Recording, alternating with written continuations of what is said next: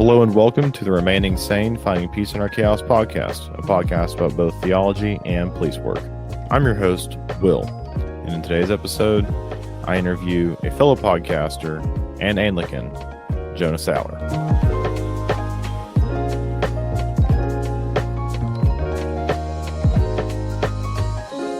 Hello, Jonah. How are you today? Doing well. Thanks for having me on.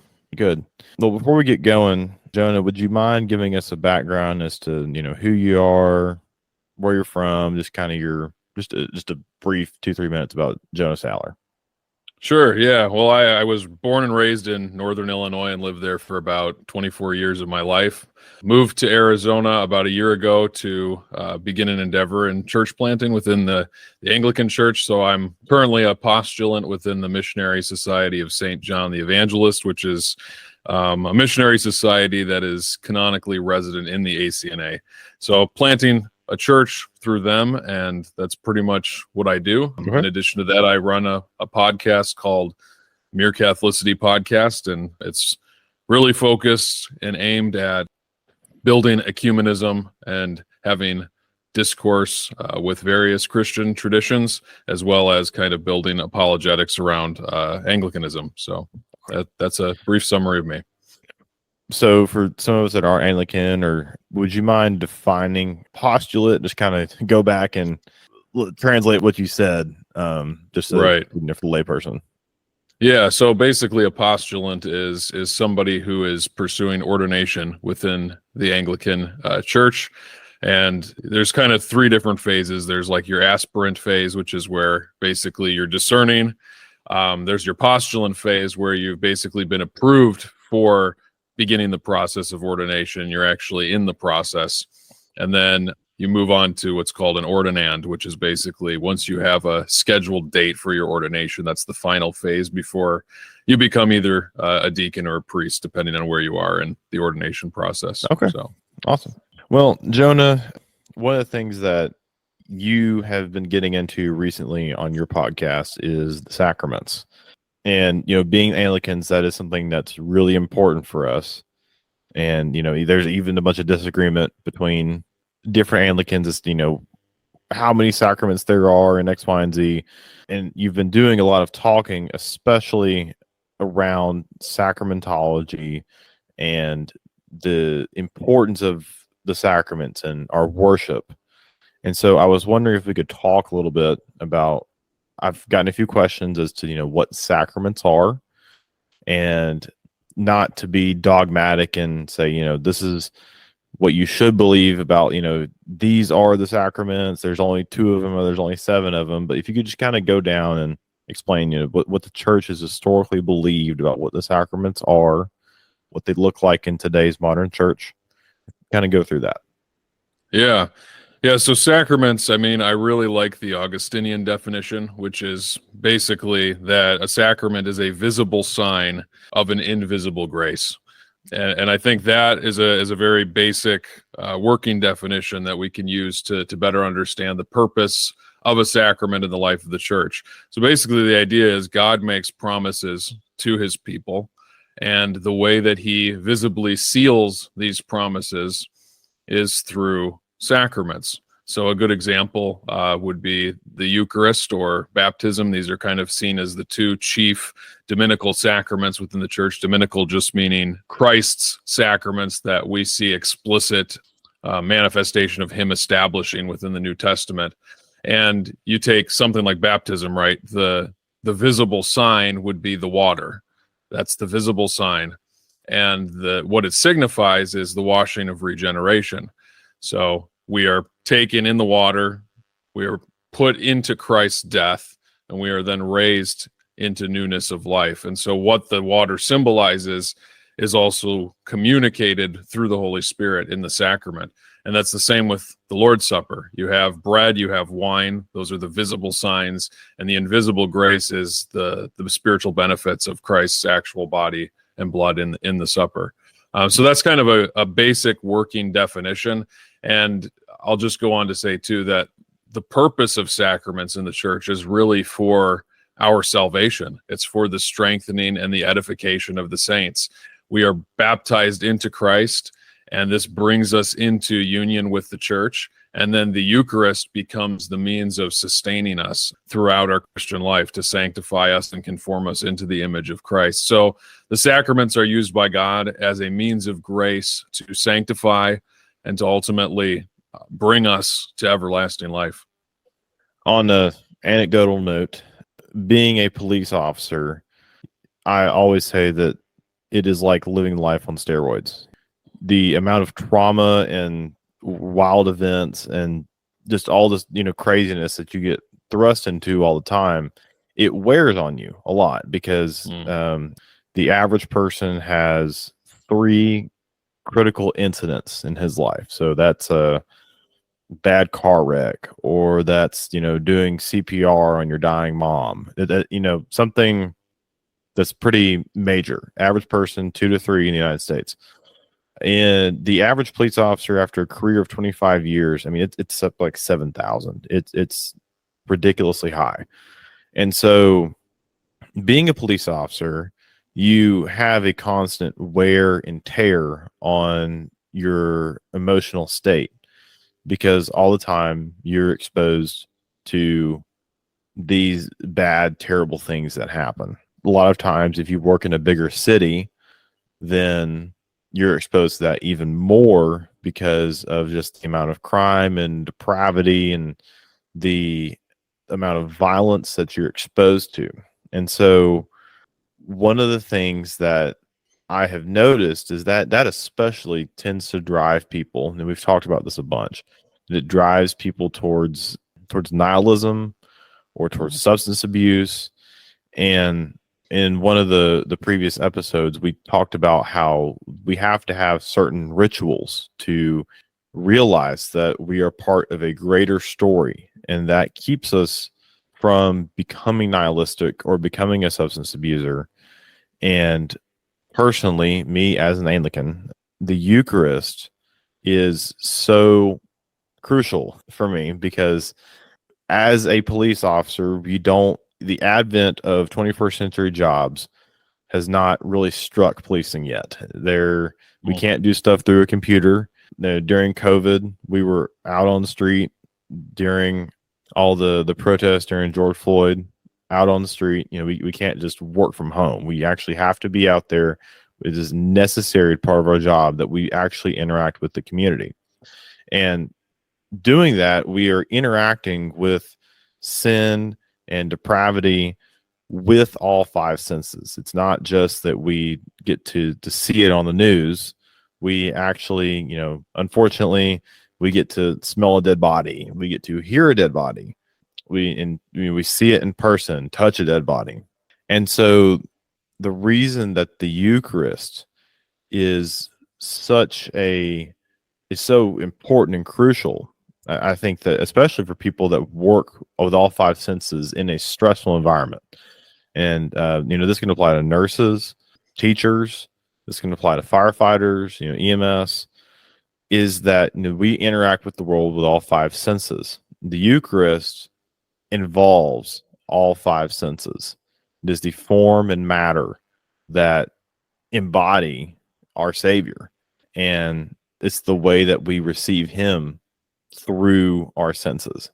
And so I just think that it is just so necessary for police officers to constantly go to the Eucharist and it not just be a once a year thing, or that you're actually engaged in it as much as you can. Right. Yeah, I definitely agree with that. And I think you're really touching on something that's absolutely essential. And that is the fact that we are embodied, and since the incarnation, even more so, there is a sense in which matter is now being redeemed through Christ.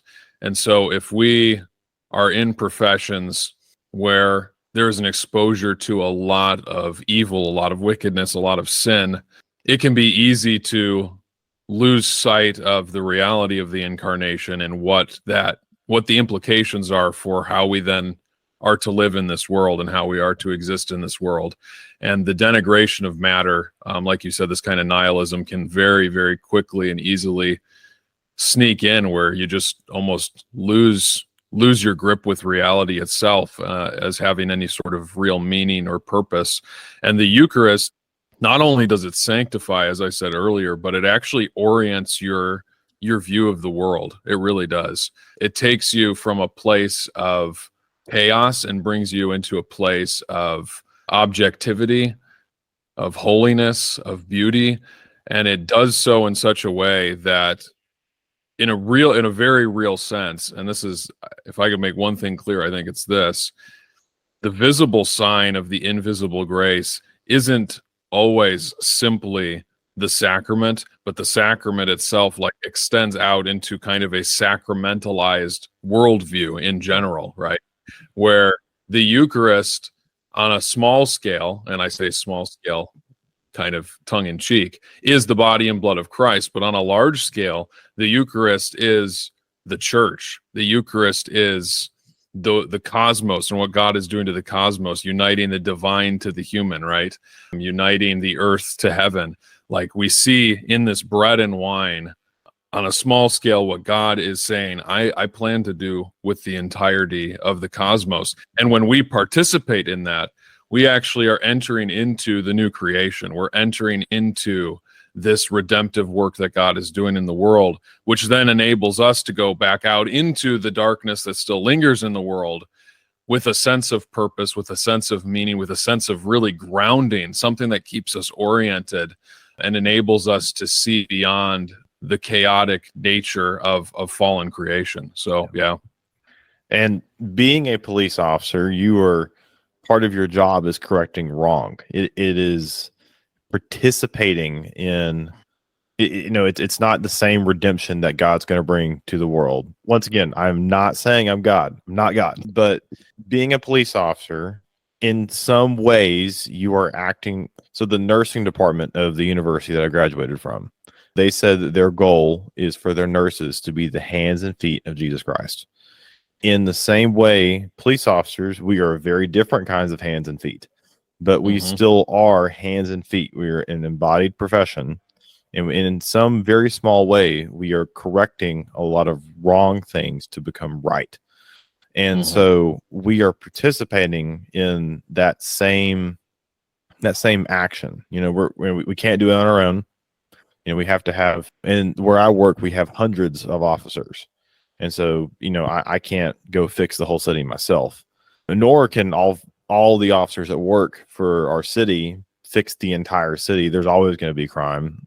We're well over 100,000 calls already, and it's not it's only September. And so, stuff happens just constantly, but the Eucharist recenters us back on that redemption and knowing that there is purpose in the world, that we're not just doing this out of vain. And even though we may not see that redemption in our lifetimes, we are still participating actively with our bodies in that. Just if I could really quick too, just to that, I think it's also really important to draw out even the imagery surrounding the Eucharist and the way that churches are designed. Usually the altar is placed in a position of elevation in the church. So there is a sense in which there is an ascent that takes place to the altar of the Lord. And this ties back to all of the different passages of Scripture where mountains are used as a motif to describe this pattern of ascent. And the whole picture with mountains, right, is, I mean, even just picture somebody who's a 7-foot tall guy versus a guy who's 5'1". Like the 7-foot tall guy has a better vantage point than the 5-foot guy.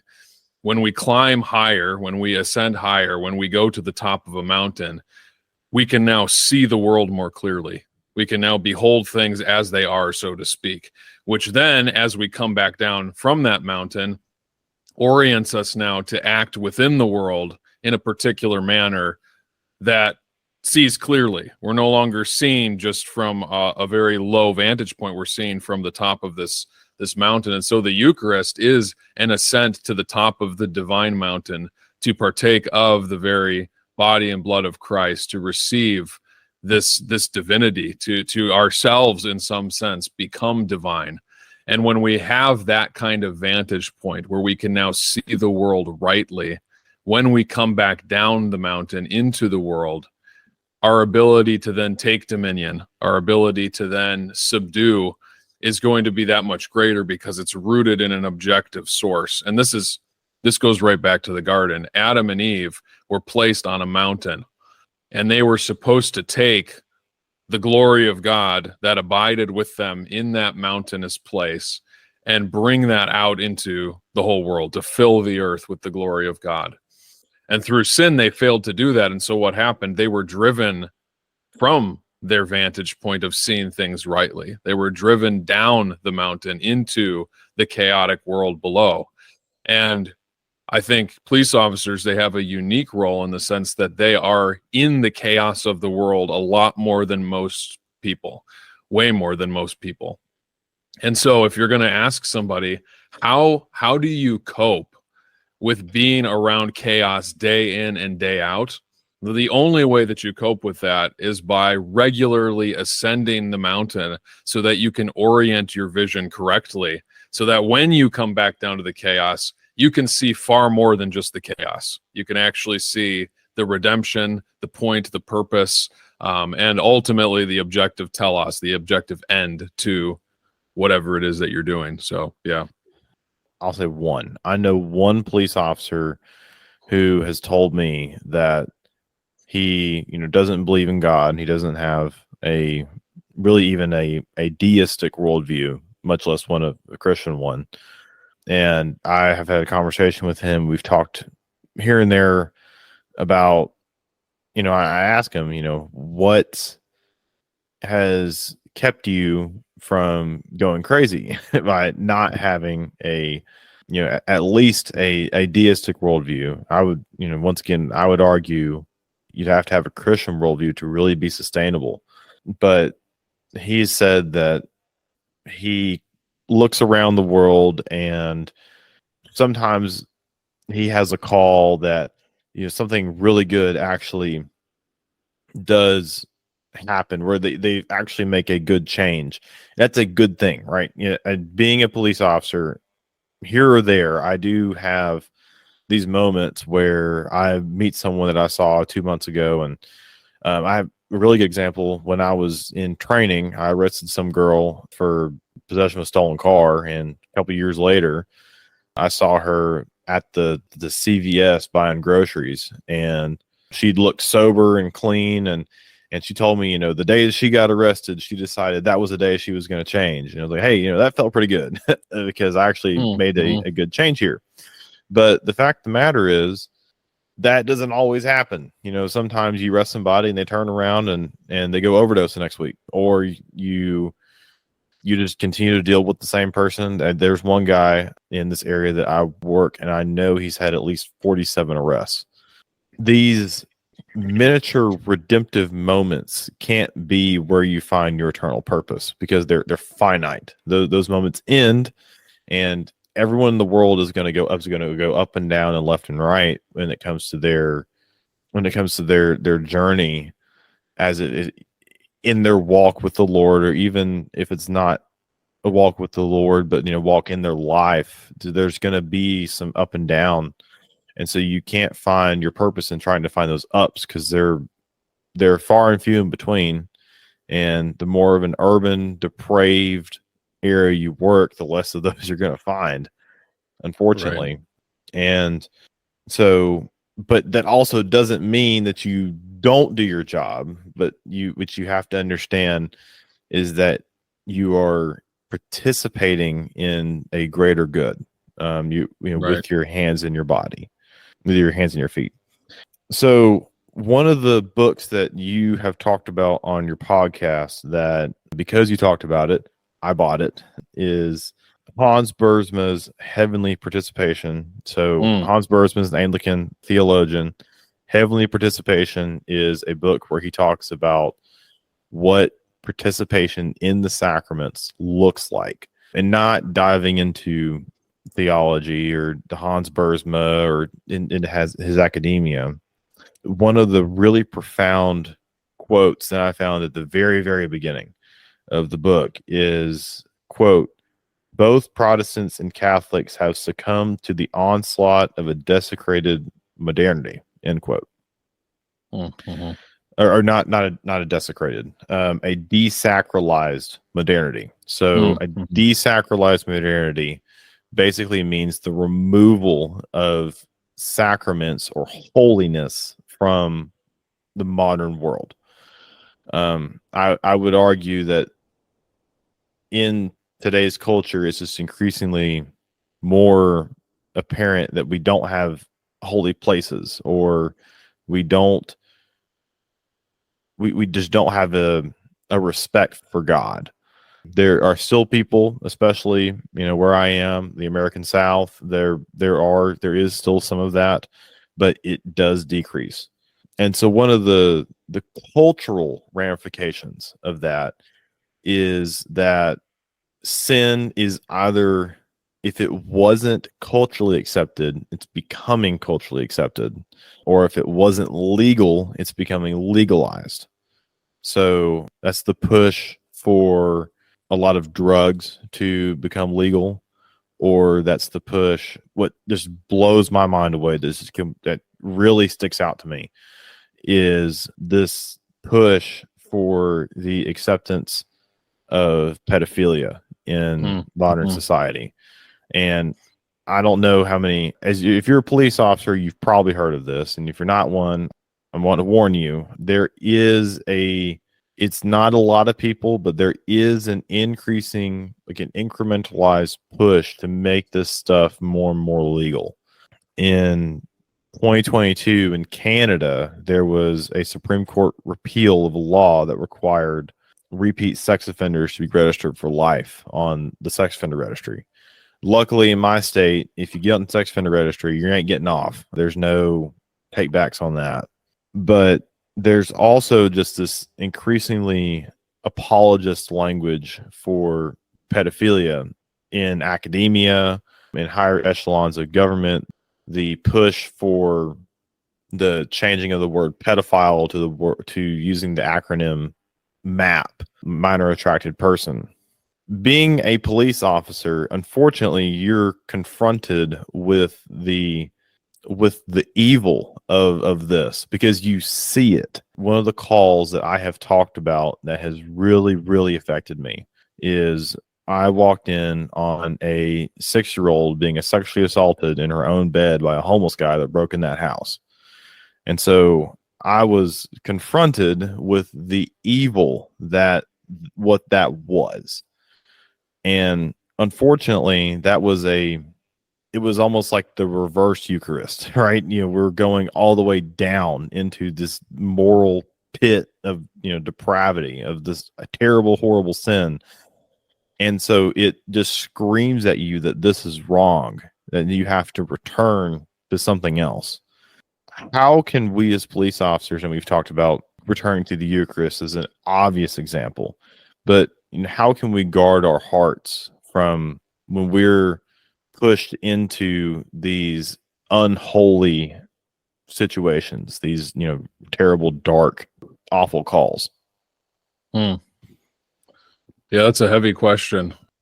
I think that one of the ways is, again, not to be super repetitive, but to consistently seek the Eucharist, to consistently seek out holiness and holy spaces as a place to really ground yourself. But beyond that too, I would say that there is a sense in which recognizing the world itself as sacramental that can help with this, because I could see somebody saying, okay, I ascend the mountain, receive the Eucharist, and then descend back into the chaos.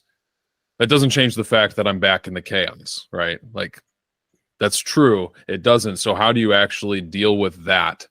Well, you deal with that by recognizing that even in the chaos, the world itself is sacramental. The world itself functions sacramentally. And so there's never a moment, even in the midst of deep wickedness and darkness, where God is not present. And I know that can sound almost like, how could God be present in some of these situations? God is present in that sense of deep moral intuition that comes out in us. And I think we need to go deeper than just saying, because here's the thing, if you're a materialist, if you're completely void of a belief that God is the creator of all mankind, then when you walk into a situation like that, that is just matter operating in a particular way, right? So why is there this innate, regardless of Christian or not, why is there this innate sense that this is pure evil, this is wrong? Well, that comes because we recognize that we as humans are sacramental, fundamentally. We recognize that we're more than just meat bags. We are participating in something greater than ourselves by our very nature. We look at animals and we recognize we're different. There's something different here.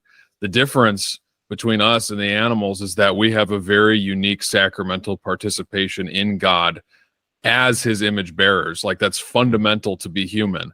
To be a human is to be an image bearer. I think that the two are synonymous. Sometimes you'll have people talk about, what does it mean for a human to bear the image of God? And I think that's a wrong way to to frame the question. It's not, where is the image of God in our humanity? It's that our humanity is the image of God. We are representations of God. And so any moral imperative that we feel stems from a recognition of that, whether explicit or implicit. And so when we remind ourselves of that, I think it gives us the ability, I'm not saying it's easy, but it gives us the ability to confront evil and to recognize that this feeling I get of just, this is awful, is actually a tangible reminder of the sacramental reality of the world, nature, the universe. And when we can picture that and remember that, that will lead us to more readily and more consciously interact sacramentally within the world that we live. Look at a tree, look at the sky, look at people as they walk past you. And if you start to look at this as participations in God rather than simply a distinct kind of reality, all of a sudden everything becomes innately holy and becomes innately worthy of protection and defense and upholding of moral values and things like that. And so Boersma, in his book, he's got this little diagram that's very helpful. He said sometimes people can tend to reduce things to kind of an X, Y kind of thing. X is pointing to Y, or X symbolizes Y. But his argument is that the way that a sacramental ontology just meaning kind of the way you understand things, the way you look at the world, a sacramental ontology works is that X actually has an overlap with Y, participates in Y, right? And so that is the way that we need to orient ourselves in the world in order to deal with anything and everything. If we are simply a reality that remains separate from God, or a reality that is absent of God, then we cannot have any real objective grounding. We cannot have any moral imperative. And these feelings of this is evil can never fully find rest. We can't ever find rest. Like, how do I know that this is evil? How do I deal with these feelings? How do I deal with the trauma of having to witness things like this? You can't actually deal with that if you don't have a sacramental worldview.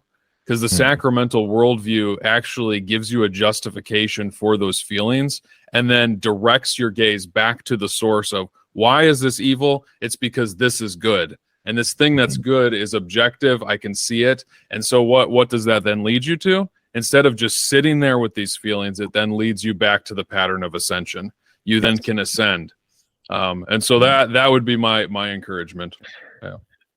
The immediate response that I know that someone would give to this, who's maybe kind of skeptical, is that, well, if I look at the world, it may not appear to be natural to me to look at the world through a participatory lens, through where we are participating in everything, because you may believe that we're mere observers of the world around us, and if you believe that if you have a completely materialistic worldview where you believe that the world around you functions the same as if you were not observing the world, unfortunately, that actually is incorrect. Are you familiar with the double slit experiment? Have you heard about this and how it relates I don't to? think so, actually. No. Okay. So this blew my mind when I was in college, or no, when I was in high school. I first started learning about some quantum mechanics here or there, and then I dug back into this when I was in college because this is just fascinating. Trying to explain it is a little rough, but I'm gonna try to get through it. So light itself, it works like a wave, and it also works like a photon, like a molecule. So that's why when you shine a light, it kind of spreads out. It doesn't like just go straight. If you spread it out like a flashlight, there's a cone around it. And so, but when you condense light down, it works almost like a molecule. Like it becomes one photon that's in a time space by itself. Like it's condensed down. And so these scientists, first in the late 1800s, shot individual, I don't want to say it was individual photons, but it was individual groups of photons through two slits in a piece of metal. And they thought because that they were shooting the photons through the double slits, that this is where they first learned that light can act like a wave. And so that it actually there was crossover patterns when they looked at the end of where the light was projecting. So if you look it up, there's a really famous picture. It was called the double slit experiment, and where you can actually see the light kind of all across. It almost makes a wave pattern where you can kind of see where the two waves intersect as it spreads out between these two slits. And well, they wanted to figure out why that was, and if they could condense down the light and try to find the light at where it was in a certain point in the experiment. So they actually observed, they had some kind of mechanical observation device where they used it to observe the light that was passing through perpendicular to the observation device, and they realized that they weren't getting the same interference pattern when they observed the experiment, or when they didn't observe the experiment. So when there was a device introduced, it actually changed how the experiment itself, the results of this experiment itself. And so it showed that by a mere participation in the experiment, it had changed the experiment. And so that's how the world around us functions, even at a quantum mechanics level, that our mere participation does influence the tiniest, smallest molecules around us, because our participation in the observation of them matters. And so that's my response to when someone tries to say that we're only just materialists, and that you could just remove yourself from a situation and if you're just to observe things around you, they would happen the same way as if you weren't there. And so that kind of just, that proved to me that our way of being is participatory. We want to work with others, and as a police officer, this makes even more sense because your backup means so much. You always want to have people with you doing things and working together cohesively. Yeah. Well, I just to that, what's very interesting is, in Genesis, when it talks about God creating the image of God, it says specifically, male and female, he created them. And this has led some theologians, probably most famously somebody like a Karl Barth, to argue that the image of God is actually the relationship between man and woman and man and God, and that the image of God is fundamentally relational and participatory. And I don't agree with necessarily all of his conclusions, but I do think that there is something to that. The idea that to be the image of God fundamentally means that we are in relationship, that we are in participation with one another, and therefore we can't have this idea that our interaction with the world and with others in some sense is neither here nor there. It matters immensely because it's actually built into the way that God designed his image to function. So we've talked a lot about being in the sacraments and going to Eucharist and X, Y, and Z. Even one of the problems of being a police officer is that we work 24/7. We're always working. The way that shifts work for our department, we have a day shift, a second shift, and a third shift. And even if you're working day shift, in a lot of departments, you either get one weekend off, or you get in a month, or you get every other weekend off. Unless you're a detective or you're really high up, you're not working banker's hours. But even when you're working banker's hours, you're on call. If you're anyone in the police department, if something wild happens on the weekend, then you're going in. And so one of the problems that police officers have is that we're not able to go to the sacraments and be in church a bunch because we're working these weird times. Do you have any suggestions about habits that we can have? We can't get to church, or we need to sleep because the next day we work. What are a couple of habits that we can do to help sustain us as we're in our breaks between going to receive sacraments or to participate in the sacraments? Yeah, that's a great question. I think that fundamentally, anything and everything that we do should be an attempt to bring our minds and our hearts and our bodies, our senses, everything into a greater conformity to the reality around us. So I am a huge advocate of adopting practices and habits that are very sacramental and very tangible. So I would encourage, this is something I do. I carry a pocket cross with me that has a small relic in it. And this for me is just a tangible reminder when I hold it in my hand, a very physical reality. There's a tangible reality, a tangible reminder of Christ, of holiness that I carry with me at all times. And I could see that of being great comfort to somebody. The rosary, another great example of a devotion and a practice. The reason that we don't just pray extemporaneously, but we actually pray with prayer beads and we pray these written and rote prayers is because they, again, draw our minds into this sacramental participation. These beads have meaning, they have significance. And so it's not simply, oh, I'm just playing around with wooden beads. No, you're actually touching matter that has been redeemed by Christ and has been set aside for a holy purpose. And with all sacraments, that's ultimately what happens, right? The bread and the wine that are used in the Holy Eucharist, it's common bread and common wine, right? Until the consecration. And then at that point, when it is set aside for holy use, it becomes divine. It becomes a participation in the body and blood of Christ. The same way, the water of baptism could have been drinking water, could have been washing water, could have been something, but it is set aside for this holy purpose and now becomes sanctified as an actual means of regeneration.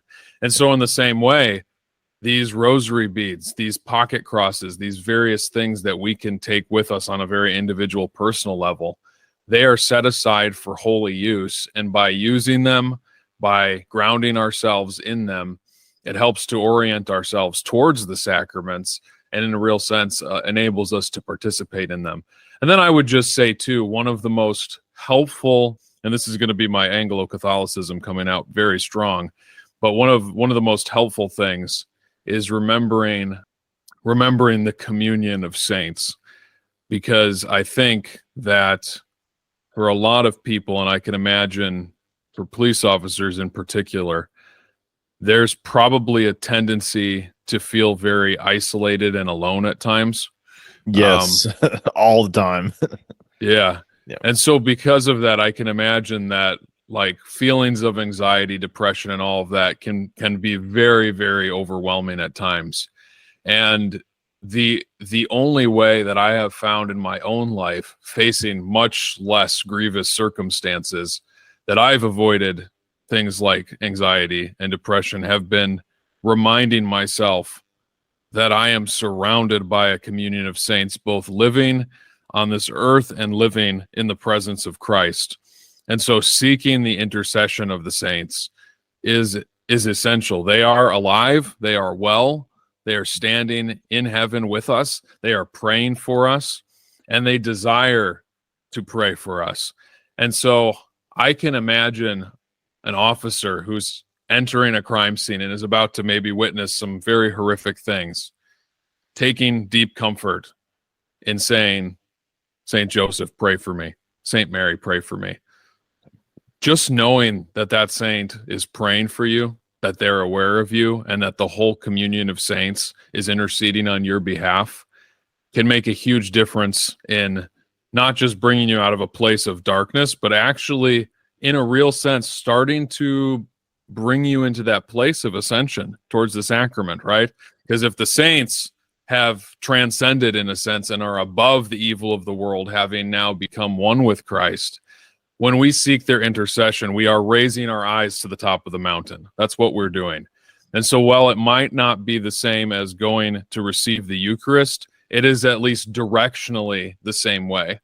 And so seeking the intercession of the saints and having objects and devotional practices with you that can be tangible reminders of the physical goodness of the world and God's promise to redeem it, that I think is fundamentally going to be very helpful. It's been very helpful for me. And because as police officers, we're interacting with the world with our hands and with our senses, and so having those physical reminders means so much.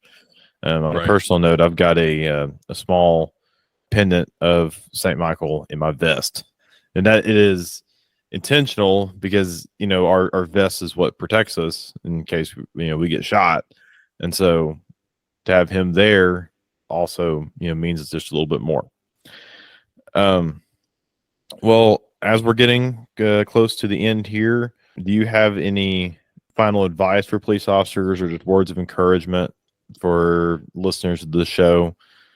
Or any words you want to leave us with? And then also, can you give us just a couple, or give us where we can find your podcast and your show? Sure. Yeah.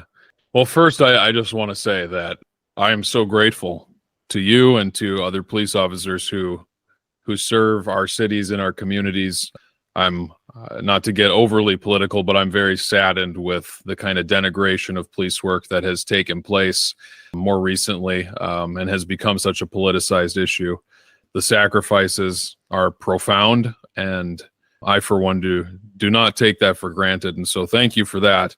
In way of encouragement, I think the best thing, again, is just to point to, I like Rome's language of the Eucharist being the source and summit of the Christian faith. I think that's a really great way to put it, source and summit of the Christian faith. And I would just encourage any police officer, if you're a Christian but not sacramental, or you have no interest in God at all, I will just say that I believe you're going to make your job far more difficult than it needs to be. And it's going to be much more difficult to reconcile the things that you see with any sort of objective view of the world, its direction, where it's going, where it's moving.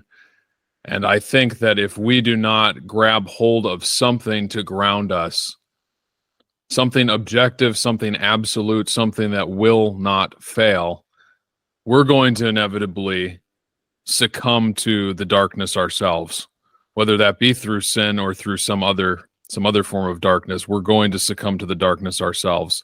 And so the only way to engage with the darkness and stare into the darkness, which we all to a certain extent have to do, the only way that we can have the courage to do that is if we are carrying with us the eternal light of God.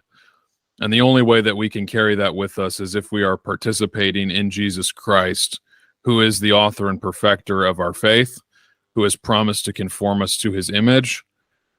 And if we orient ourselves there through the sacraments, through the church, through holiness, through pursuing this, as we become more conformed to the image of Christ, our sense of justice will grow, yes, and evil and wickedness will affect us more, even in a sense, but we will be able to recognize it for what it is more clearly. And we will be able to recognize goodness and beauty objectively and more clearly. And I think in turn, that will help us to actually grapple with these things, recognizing that evil does not have the final say. Evil Amen. does not have the final say. And in terms of where you can find me, you can find me basically on social media and on YouTube. It's just Jonah M. Saller, my name.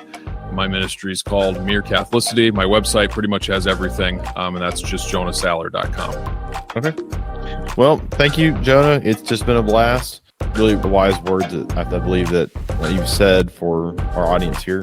Remember, if you have any questions, you want us to address a question, feel free to email remainingsanepodcast@gmail.com. Once again, that's remainingsanepodcast@gmail.com. You can also find us on Twitter @remainingsanepc. Have a blessed rest of your day.